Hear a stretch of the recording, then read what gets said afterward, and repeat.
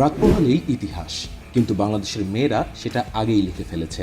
শুরুর সব গল্প যেমন কঠিন হয়, সেই কঠিন গল্পই একদিন হয়ে ওঠে ইতিহাস। বাংলাদেশ আজ সেই ইতিহাস লিখেছে, মাঠে, মানুষে, মননে। র্যাঙ্কিংয়ে ৩৬ ধাপ এগিয়ে থাকা বাহরাইনকে ৭-০ গোলে উড়িয়ে দিয়ে শুরুটা ছিল স্বপ্নের মতো, কিন্তু ইতিহাস তা তো তারা লিখেছে ইয়াঙ্গুনের মাঠে। ফিফা র্যাঙ্কিংয়ে ৭৩ ধাপ এগিয়ে থাকা স্বাগতিক মিয়ানমারের বিপক্ষে তাদেরই মাঠে ২-১ গোলের জয় লেখা থাকবে ইতিহাসের পাতায়। আর এই অর্জনের স্বপ্নসারথী আর কেউ নয়, বাংলাদেশের জাতীয় ক্রাশ ঋতুপর্ণা চাকমা। তার হাত ধরেই মিয়ানমার জয় করেছে বাংলার বাঘিনীরা। প্রথমবারের মতো সাউথ এশিয়ার গণ্ডি পেরিয়ে এশিয়ান কাপের মূল পর্বে তহুরা, আফিদা, শামসুন্নাহার, ঋতুপর্ণারা। ১৪৩ থেকে ১২৮ সংখ্যাগুলো যেন কেবল র্যাঙ্কিং নয়, বাংলাদেশের নারী ফুটবলের প্রতিটি লড়াইয়ের প্রতিচ্ছবি।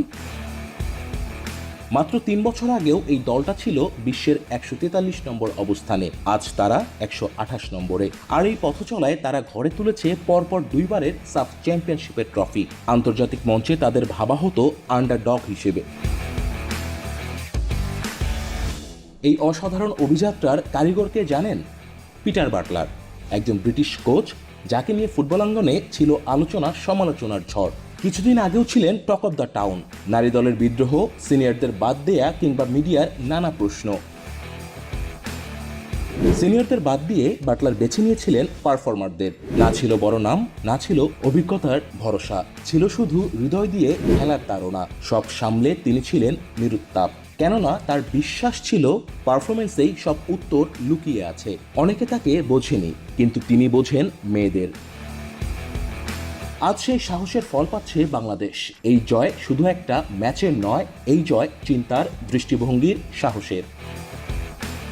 বাটলার তৈরি করলেন একটি দল যেখানে নাম নয়, পারফরমেন্সই সব।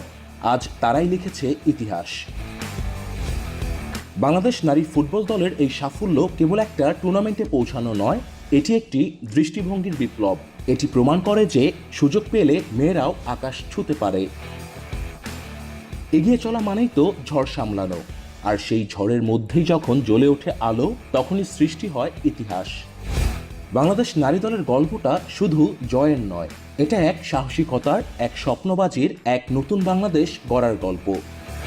তাদের জন্য একটা লাইক নয়, একটা ধন্যবাদ দিন, কারণ তারা আমাদের বিশ্বাস ফিরিয়ে এনেছে মাঠে, হৃদয়ে, স্বপ্নে।